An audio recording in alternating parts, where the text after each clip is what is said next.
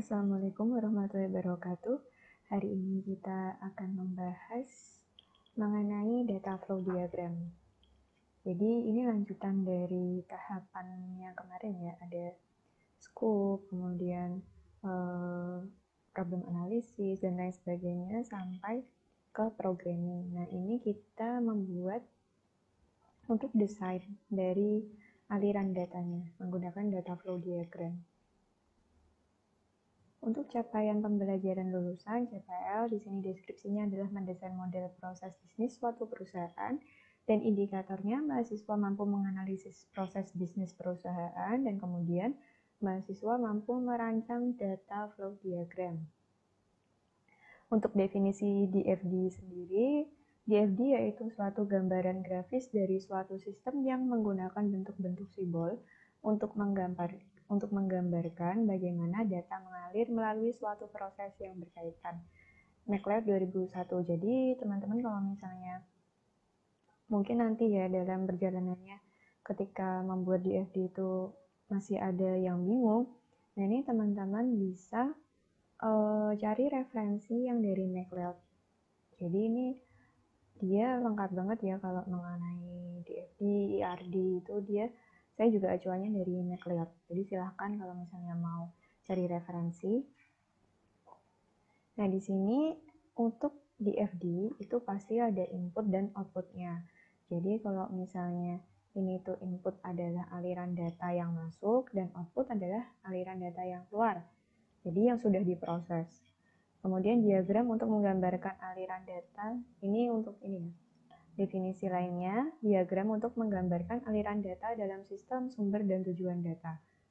Proses yang mengolah data tersebut dan tempat penyimpanan datanya. Jadi di dalam DFD pun nanti juga akan kita analisis database-nya itu apa aja. DFD disebut juga diagram aliran data atau DAD. Terdiri dari diagram konteks, DAD konteks sistem. Terkadang ada yang menyebut diagram konteks sebagai diagram level 0. Kemudian ada diagram level yaitu dari level 0, 1, 2, 3. Kalau misalnya kita menyebut diagram konteks itu sebagai diagram level 0, berarti untuk level selanjutnya itu langsung saja DFD-nya dilanjutkan dengan DFD level 1. Tapi jika teman-teman itu menganggap bahwa diagram konteks itu adalah sebagai diagram yang terpisah, bukan level 0, maka diagram levelnya itu dimulai dari 0. Jadi ini ada dua referensi ya, jadi silahkan. Yang penting konsisten, kalau misalnya diagram konteks dianggap level 0, berarti level selanjutnya dilanjutkan saja level 1, 2, 3, dan seterusnya.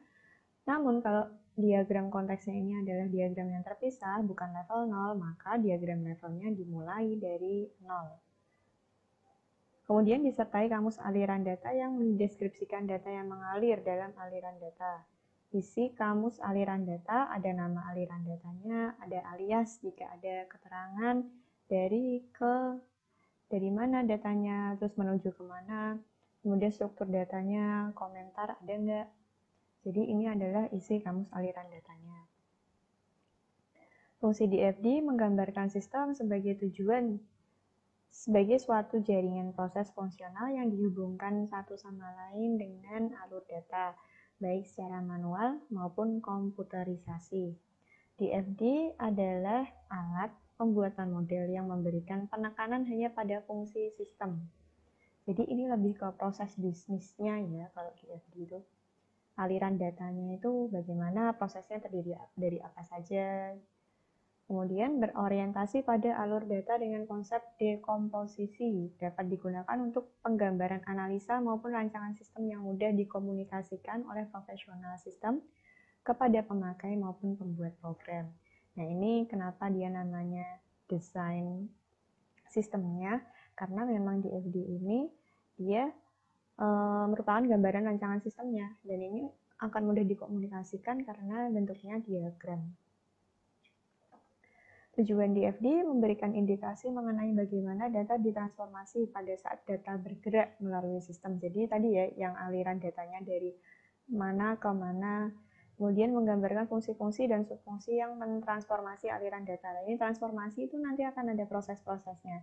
Jadi data yang mengalir misal dari entitas ini ke proses, kemudian datanya ditransformasi oleh proses tersebut, dan keluar output aliran data dengan data yang lain. Jadi data yang sudah ditransformasi. Nah, ini ada komponen DFD. Jadi ada dua tipe. Yang Kin Sarson, ini entitas eksternalnya adalah persegi panjang juga. Nah, ini prosesnya, ini bentuknya dia ini persegi, tapi ada bezelnya ini.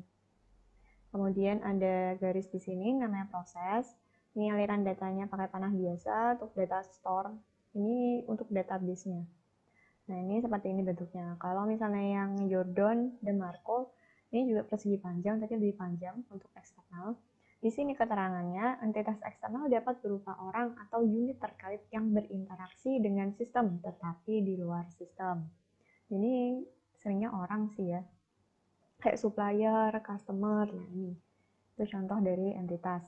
Kemudian untuk proses yang Jordan DeMarco ini juga hanya lingkaran. Kalau proses ini adalah orang atau unit yang mempergunakan atau melakukan transformasi data komponen fisik tidak diidentifikasikan. Kalau proses itu biasanya ini ya pakai kata kerja, misal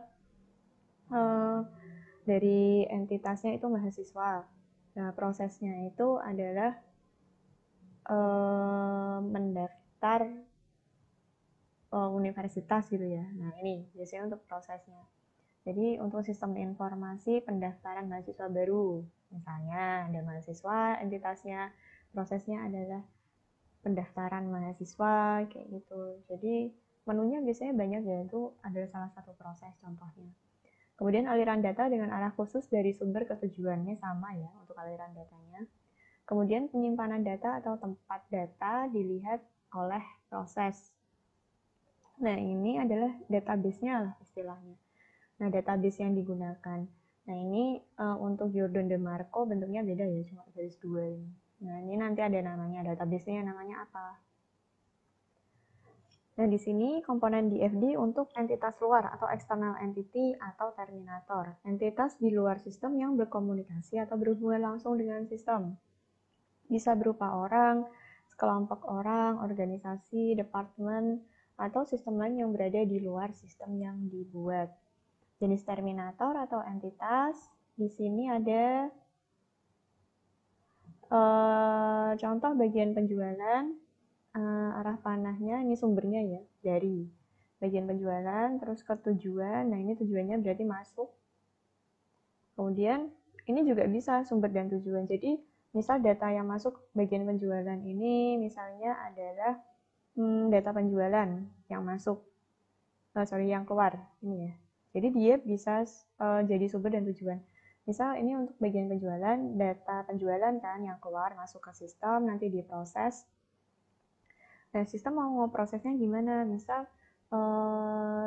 rekap data penjualan. Nah, itu nanti dimasukkan ke database, datanya balik lagi kalau misalnya si bagian penjualan ini mau lihat. Nah, ini berarti tujuannya kembali lagi ke bagian penjualan, misal laporan penjualan. Nah, ini salah satu contohnya. Nanti kalau misalnya masih bingung, nanti kita coba ada latihan soalnya. Hal yang diperhatikan tentang terminator. Alur data yang menghubungkan terminator dengan sistem, menunjukkan hubungan sistem dengan dunia luar.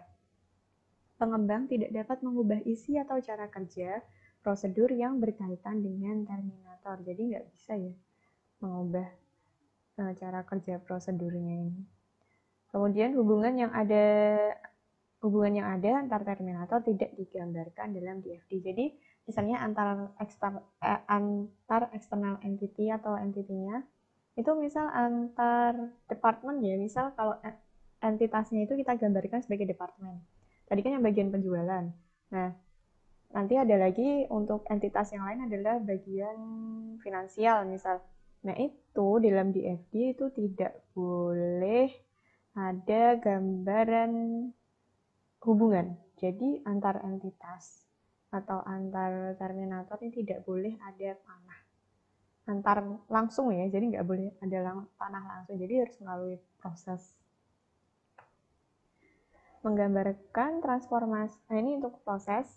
Jadi proses itu menggambarkan transformasi input menjadi output Penamaan proses disesuaikan dengan proses atau kegiatan yang sedang dilakukan, biasanya berupa kata kerja yang saya bilang tadi. Kemudian pemberian nama proses dilakukan dengan menggunakan kata kerja transitif, kata kerja yang membutuhkan objek seperti menghitung gaji, mencetak KRS, menghitung jumlah SKS. Nah, ini tadi kalau yang mahasiswa tadi ya. Kemudian di sini ada 4 kemungkinan proses. Jadi satu input, satu output ini bisa, satu input dan banyak output ini bisa. Jadi tergantung pengolahannya. Dan di sini banyak input dan satu output juga bisa, banyak input dan banyak output juga bisa. Jadi ini tergantung proses-prosesnya ya. Jadi nggak masalah kalau proses mau yang masuk berapa, yang keluar berapa, itu nggak masalah.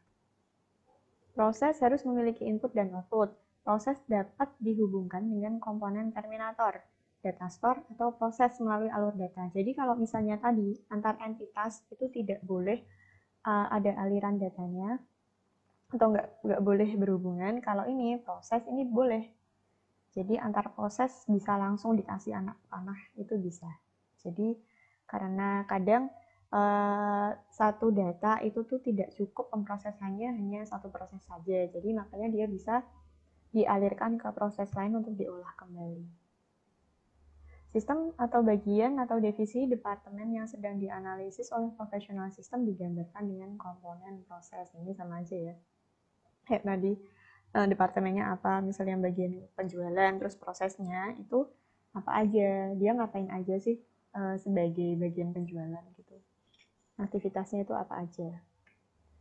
Kemudian data store digunakan untuk membuat model sekumpulan paket data dan diberi nama dengan kata benda bersifat jamak. Misal data mahasiswa. Kenapa bersifat jamak? Biasanya database, yang namanya database itu tuh dia menyimpan banyak data. Nah, jadi di sini contohnya ada data mahasiswa. Kalau tadi yang bagian penjualan, datanya mungkin ada namanya data penjualan kayak gitu. Kemudian data store dapat berupa file atau database yang tersimpan dalam disket, hard disk, atau bersifat manual, seperti buku alamat, file folder. Nah, ini yang saya bilang tadi ya, jadi data store itu kayak database-nya. Dia disimpannya di mana nggak masalah, yang penting digambarkan di dalam DFD.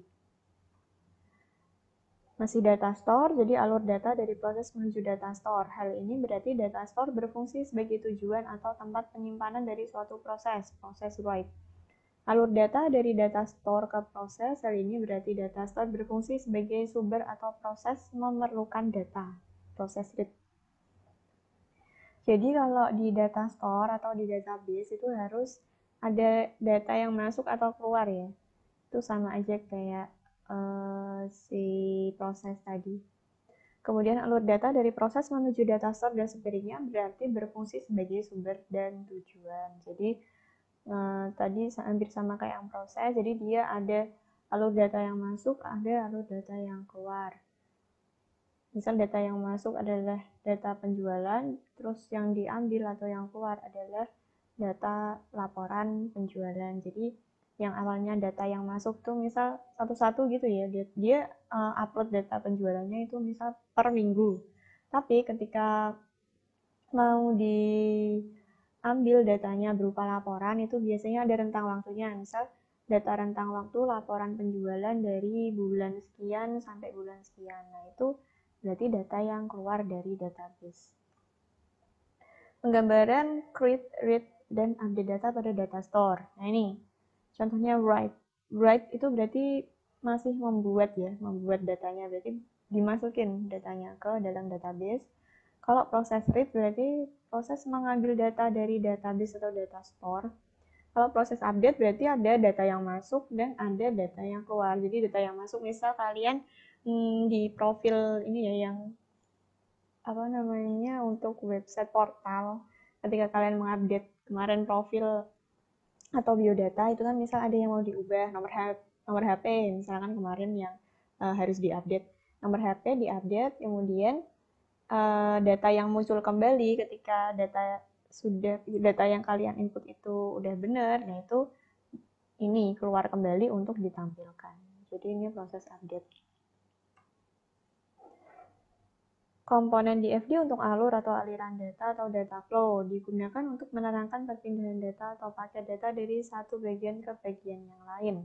Nah, ini aliran datanya. Jadi Nanti kalian bisa analisis sebenarnya data yang masuk, data yang keluar itu apa saja.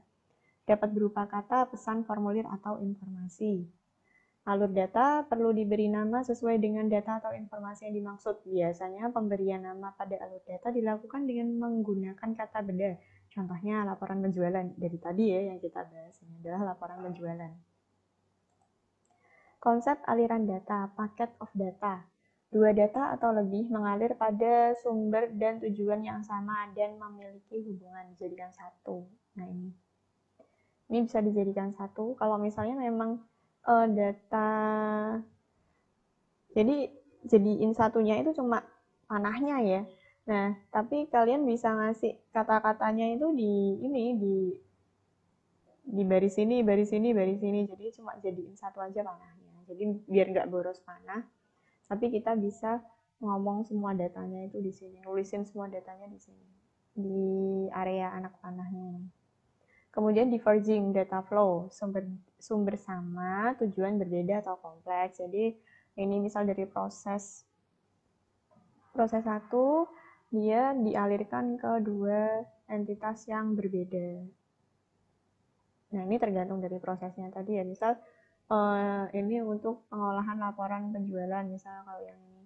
Nah ini entitasnya misal ini diberikan untuk presiden perusahaannya, kalau ini diberikan untuk ke staffnya kayak gitu. Jadi mungkin ada beberapa format berbeda yang harus diubah, makanya entitasnya ini jadi berbeda, diverging. Converging data flow, beberapa alur data yang berbeda mengalir ke satu tujuan. Nah kalau ini dari beberapa proses, jadi ini bisa ya. Jadi si entitas ini dapat dua data yang berbeda dari proses yang berbeda. Kemudian sumber dan tujuan arus data harus dihubungkan pada proses baik dari maupun yang menuju proses. Nah nih, jadi sumber dan tujuan arus data tuh harus dihubungkan ke proses. Jadi panah ini pokoknya harus melewati proses. Nggak bisa kalau dia itu misal dari entitas terus langsung ke data store, ini nggak bisa. Terus antar entitas ini dihubungkan ke anak panah itu nggak bisa juga. Nah ini dari proses ke bukan proses ini ya. Dari proses menuju entitas dan data store. Kalau ini dari bukan proses menuju proses, dari entitas ke data store, ini bisa, nggak masalah. Kalau ini dari proses ke proses, ini juga bisa, nggak masalah. Aturan DFG, antar entiti yang satu dengan yang lain tidak boleh berhubungan dengan anak panah secara langsung atau tidak boleh berhubungan atau berrelasi. Seperti yang saya bilang tadi, jadi ini contohnya. Jadi antar entitas, ini kan sama-sama entitas, ini tidak boleh dihubungkan dengan anak panah. Jadi harus melalui proses kalau mau menghubungkan.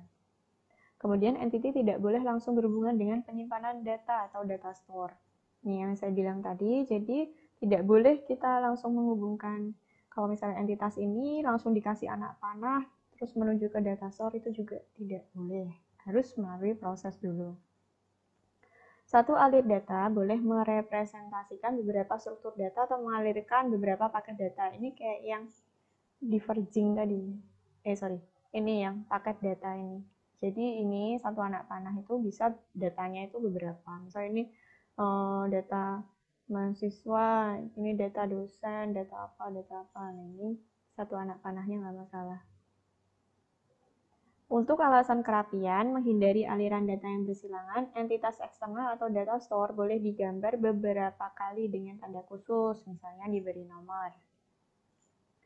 Jadi biar misal udah sistem kalian tuh kompleks banget gitu, jadi terus semuanya itu tuh datanya tuh banyak banget. Nah ini untuk alasan kerapian, entitas eksternal atau data store boleh digambar beberapa kali dengan tanda khusus. Misalnya kalau entitas eksternal ini tadi, bagian penjualan ini tadi ya, ini kan di atas nih. Nah ternyata prosesnya itu dia ada banyak banget aktivitasnya.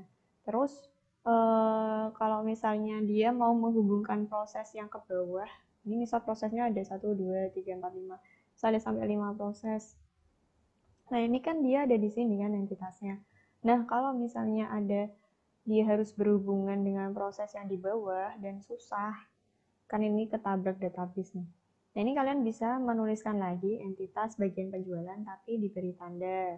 Misal tanda bintang atau tanda apa, jadi ada pembedanya antara entitas itu. Jadi intinya itu tuh sebenarnya entitas yang sama, tapi dia kayak untuk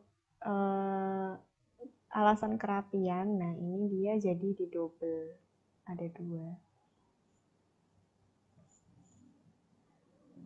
Kemudian semua objek harus mempunyai nama, jadi jangan sampai sering kali ya teman-teman itu kayak bikin DFD tapi untuk aliran datanya itu cuma anak panah, jadi dia nggak dikasih lah anak panahnya. Ini maksudnya ke data store misalnya, itu ngapain, namanya apa. Nah itu sering kelupaan. Bentuk anak panah aliran data boleh bervariasi, jadi ini silahkan ya, jadi sesuai dengan sesuai dengan aplikasi yang kalian pakai. Aliran data harus selalu diawali dan diakhiri dengan proses atau entity. Nah ini, harus diawali dan diakhiri dengan proses atau entitas. Jadi misal data yang keluar itu dari entitas dulu, terus ke proses, kemudian ke entitas yang lain kayak gitu. Jumlah proses tidak lebih dari 9 proses dalam sistem. Jika melebihi, maka sebaiknya dikelompokkan beberapa proses yang bekerja bersama-sama di dalam suatu subsistem. Jadi di dalam satu level itu baiknya jangan sampai melebihi 9 proses. Kalau misalnya harus lebih dari 9 proses, silahkan bisa diturunkan ke level selanjutnya. Jadi misal yang 9 proses itu benar-benar proses yang utama, dan kemudian nanti kalian bisa menurunkan atau breakdown dari proses 1, misalnya di breakdown ke level selanjutnya. Nah ini adalah gambaran levelisasi DFD ya, saya bilang tadi diagram konteks atau DFD level 0. Ini kalau kalian bikin berupa diagram konteks, terus kalian nggak nulis kalau ini adalah level 0, berarti level selanjutnya itu harusnya adalah DFD level 0. Ini yang DFD level 1. Tapi kalau kalian menulisnya adalah di sini level 0, misal di proses nih, sistem informasi akademik, misal ini ada di level 0. Berarti level selanjutnya ini adalah level 1, level 2, kayak gitu. Nah, ini untuk contohnya, ini ya, untuk dua entitas. Nah, dua entitas ini ada 3 aliran data, ada yang masuk ke proses, kemudian dari proses keluar ke entitas lainnya, kemudian dari proses ini, yang data B ini masuk ya ke entitas. Kemudian di FD level 1, biasanya di FD level 1 ini adalah breakdown dari proses yang utama. Misal sistem informasi akademik, itu tuh ada proses apa aja sih? Misal yang pertama adalah proses yang tadi ya, input biodata, misal pengisian biodata. Terus untuk proses yang kedua adalah proses entry KRS, misal. Terus yang proses ketiga adalah apalagi kalau yang kalian total itu tuh, misal entry KW itu ya. Nah, ini ada database-nya, ini adalah aliran data yang mengalir A, B, C, D, E, F, seperti itu. Kemudian di level 2, di FD level 2 dari proses nomor 3. Ketika di proses nomor 3 itu harus di breakdown lagi atau ada proses lagi di dalamnya. Nah, ini kalian bisa breakdown ke level selanjutnya. Ini masih level 2 ya. Level 2 tapi dari proses nomor 3. Misal yang nomor 1, 2 ini tadi nggak ada proses yang bisa diturunkan lagi. Cuma ini nih proses 3 yang diturunkan. Berarti ini untuk level 2-nya, proses 3-nya, ini proses-prosesnya ditulis berdasarkan proses yang diturunkan. Ini kan tadi kita menurunkan di proses nomor 3, berarti diturunkan 31, 32, 33, 34. Nah, seperti itu. Kemudian beberapa syarat pembuatan DFD dapat menolong profesional sistem untuk membentuk DFD yang benar, menyenangkan untuk dilihat dan mudah dibaca oleh pemakai. Pemberian nama untuk tiap komponen DFD ini harus ada. Pemberian nomor pada komponen proses juga harus ada. Penggambaran DFD sesering mungkin agar enak dilihat. Penghindaran penggambaran DFD yang rumit ini maksudnya kayak ini ya, kebiasaan kalian, jadi sering dibiasakan. Kemudian pemastian DFD dibentuk konsisten secara logika, jadi harus logis. Kalau misalnya ini proses, nah untuk proses 2 ini tuh kalian breakdown gitu, tapi sebenarnya itu tidak perlu di breakdown lagi, jadi harus pakai logika untuk membuat DFD ini. Di sini ada langkah-langkah membuat DFD. Identifikasi semua entitas yang terlibat di dalam sistem yang akan dikembangkan. Identifikasi semua arus data yang akan masuk atau keluar dari masing-masing entitas yang sudah diidentifikasi pada langkah nomor 1. Jadi yang dari nomor 1 ini kan kalian udah identifikasi entitas-entitas mana aja sih yang terlibat. Kemudian yang di nomor 2 kalian bisa identifikasi data-datanya. Jadi entitas 1 misal butuh data ini, entitas 2 butuh data ini. Nah, kemudian yang ketiga adalah identifikasi semua proses dari masing-masing arus data yang terlibat pada langkah nomor 2. Kan kalian udah tahu nih entitas ini butuhnya data ini. Nah, kemudian diidentifikasi data yang mereka butuhkan itu harus diproses bagaimana, harus melalui proses atau transformasi bagaimana. Nah, ini identifikasi proses dari data yang pada langkah 2. Kemudian nomor 4, lakukan pengelompokan dari setiap proses pada nomor 3 berdasarkan kesamaan logika antar proses, modul, atau tipe elemen data. Jadi ketika kalian mengelompokkan proses itu harus yang sama ya. Misal untuk yang tadi di bagian penjualan, itu berarti dikelompokkan aktivitas-aktivitas yang di penjualan itu apa saja. Terus kalau misalnya kalian yang di sistem informasi akademik tadi, dikelompokkan untuk entry KRS, itu misal proses-prosesnya itu apa aja yang harus dilakukan. Misal entry mata kuliah, kemudian entry jadwal, kayak gitu. Kemudian buat diagram konteks yang diikuti dengan diagram overview dan seterusnya.